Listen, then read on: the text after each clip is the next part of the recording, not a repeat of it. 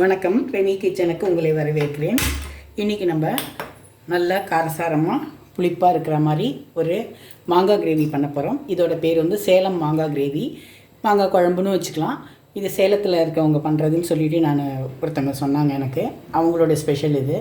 சரி, அதை நம்ம செய்து பார்ப்போம் அப்படின்னு சொல்லி நான் ட்ரை பண்ணுறேன் இன்றைக்கி. நீங்களும் இதை பார்த்துட்டு உங்களுக்கு பிடிச்சிருந்தா ட்ரை பண்ணுங்கள். கடாய் அந்த மாதிரி காய வச்சுக்கணும். அதிகமாக எண்ணெய்லாம் விட வேண்டாம், சும்மா ஒரு சொட்டு எண்ணெய் விட்டால் போதும். இதுவும் எப்பவும் சொல்கிற மாதிரி தான், ரொம்ப ஈஸியானது, ரொம்ப டேஸ்டியானது. ஃபஸ்ட்டு ஒரு அரை ஸ்பூன் கடலைப்பருப்பு, அரை ஸ்பூன் துவரம்பருப்பு, அரை ஸ்பூன் கடலைப்பருப்பு, அரை ஸ்பூன் துவரம்பருப்பு, ஒரு அரை ஸ்பூன் தனியா, இதை முதல்ல நல்லா போட்டு செவக்க வறுத்துக்கணும். கொஞ்சம் பாதி செவப்பு ஆகும்போதே நம்ம தேங்காயும் மிளகாவும் வெங்காயம்லாம் போட்டுக்கலாம். ஏன்னா ரொம்ப நேரம் அதை செவக்கிற வரைக்கும் விட்டோம்னா இது போடும்போது அது கருத்து போயிடும், கரிஞ்சிடும். அதனால் சிம்மில் வச்சுட்டு இதை நல்லா வறுத்துப்போம்.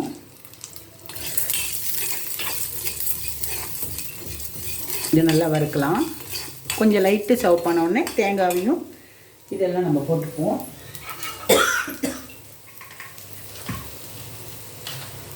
தேங்காய் இந்த மாதிரி சில்லு சில்லாக கட் பண்ணி போட்டிங்கன்னா மிக்சியில் அரைகிறதுக்கு ரொம்ப ஈஸியாக இருக்கும்.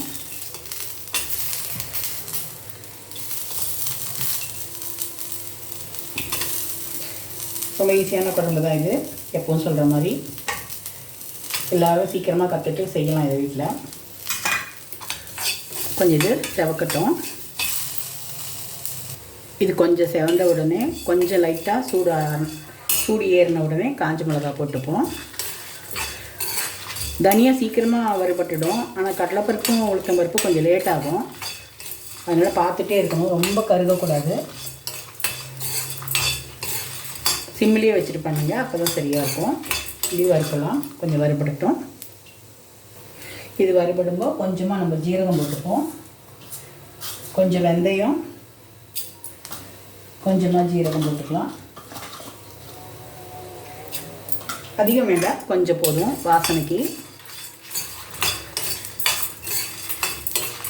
இப்போ கொஞ்சம் செவந்துடுச்சு. இந்த டைமில் நம்ம வெங்காயத்தை போட்டுப்போம். சின்ன ஒரு வெங்காயம் தான் போட்டிருக்கேன்.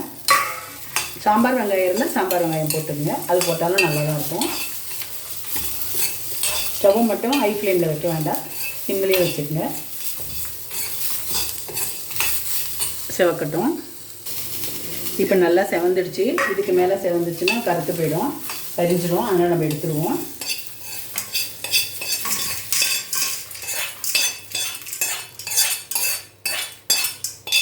அதே ஸ்டவ்வில் வேற ஒரு கடாய் வச்சுப்போம். கடாய் சூடாகட்டும். இது கொஞ்சம் ஆறின அப்புறமா நல்லா நைஸாக அரைச்சிப்போம். இது கொஞ்சம் ஆறட்டும், அது வரைக்கும் கடாய் சூடாகட்டும். இப்போ கடாய் சூடாகிடுச்சு. நம்ம ஒரு அரை ஸ்பூன் எண்ணெய் விட்டுப்போம். இதுக்கு எண்ணெய்லாம் அதிகமாக அவசியம் இல்லை. கொஞ்சமாக கடுகு போட்டுப்போம். கொஞ்சம் வெந்தயம் போடணும். கடுகு கொஞ்சம் பொரியட்டும். கடுகு பொரியுது. இப்போ கொஞ்சமாக வெந்தயத்தை போட்டுப்போம்.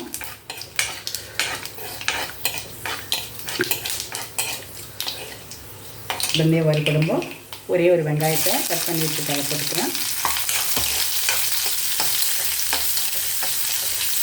வெங்காயம் வதங்கும்போது கொஞ்சமாக உப்பு போட்டுக்கலாம். குழம்புக்கு தேவையான உப்பு போட்டுக்கலாம். கொஞ்சமாக மஞ்சள் பொடி போட்டுப்போம். வெங்காயம் வதங்கிட்டோம். வெங்காயம் ஓரளவுக்கு வதங்கிடுச்சு. இப்போ நம்ம தக்காளி 2 தக்காளியை போட்டுப்போம். இது கொஞ்சம் வதங்கிட்டோம். இப்போ தக்காளி கொஞ்சம் வதங்கிடுச்சு. நம்ம அந்த அரைச்ச மசாலாவை போட்டுப்போம். பாருங்கள், கொஞ்சம் தான் போட்டோம், எவ்வளோ ஆயிடுச்சு பாருங்கள் அரைச்ச உடனே.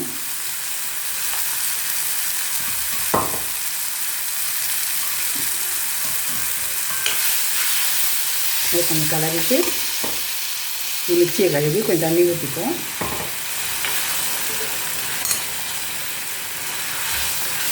இப்போ இது நல்லா கொதிக்கணும். ஏன்னா இது கொதிச்சு வரும்போது அதுலேயும் மாங்காவும் வேகணும் இல்லையா, அதனால் கொஞ்சம் தண்ணி தாராளமாக ஊற்றிப்போம்.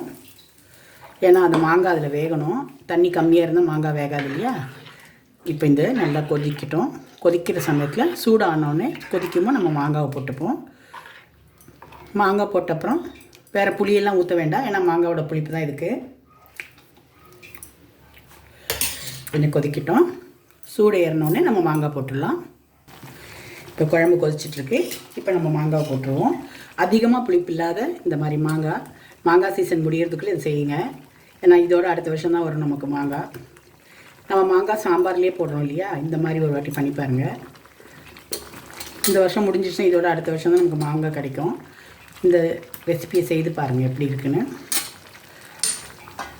மாங்காய் குழம்பு சொல்லிக்கோங்க, இல்லாட்டா மாங்காய் கிரேவின்னு சொல்லிக்கலாம், எப்படி வேணால் சொல்லிக்கலாம். இது அவங்களுடைய ட்ரெடிஷ்னல் ஸ்பெஷல் குழம்பு. இது சேலம், அவங்கெல்லாம் கிராமமாக இருக்கவங்க தானே. சேலமில் இருக்கவங்கெல்லாம் கொஞ்சம் கிராமமான பொருள், வீட்டு நாட்டு பொருள்களை வச்சு தான், நாட்டு காய்களை வச்சு தான் சமைப்பாங்க. அது நல்லா டேஸ்டியாகவும் இருக்கும், ஹெல்த்தியாகவும் இருக்கும். அந்தந்த சீசனுக்கு என்னென்ன கிடைக்குமோ அதெல்லாம் அவங்க சாப்பிடுவாங்க. ஏன்னா அவங்களுக்கு அந்தந்த சீசனில் விளையிற காய்கறிகள்லாம் கிடைக்கும் இல்லையா, அப்போ அதை யூஸ் பண்ணிப்பாங்க. அந்த மாதிரி செய்கிறது தான் இது. இந்த குழம்பு கொதிக்கட்டும். மாங்காய் வேகணும் இல்லையா, கொஞ்சம் நேரம் வேகட்டும். அதுக்குள்ள நம்ம மூடி வச்சுப்போம். கொஞ்சம் மாங்காய் வேகட்டும். ரொம்ப ஹை ஃப்ளேம் வேண்டாம், சிம்லேயே வச்சுக்கோங்க. ஏன்னா அடி பிடிக்கக்கூடாது இல்லையா, அதனால்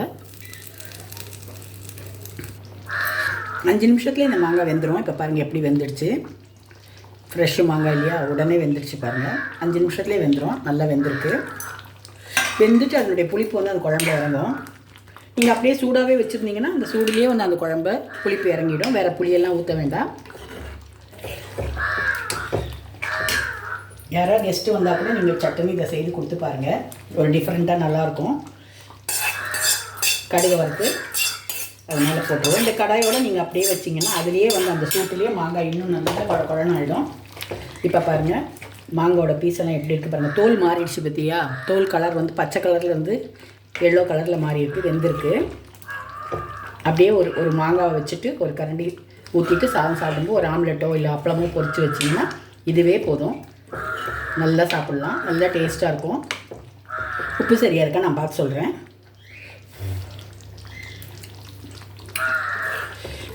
சும்மா சொல்கிறேங்க, நான் நிஜமாகவே சொல்கிறேன்.